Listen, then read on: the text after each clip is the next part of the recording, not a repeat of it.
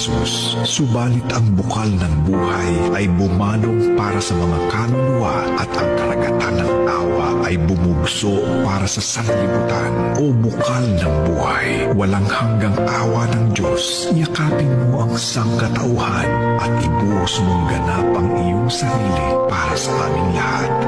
O banal na dugo at tubig na dumaloy mula sa puso ni Jesus bilang bukal ng awa para sa aming lahat, ako ay nananalig sa iyo. O banal na dugo at tubig na dumaloy mula sa puso ni Jesus bilang bukal ng awa para sa aming lahat, ako ay nananalig sa iyo.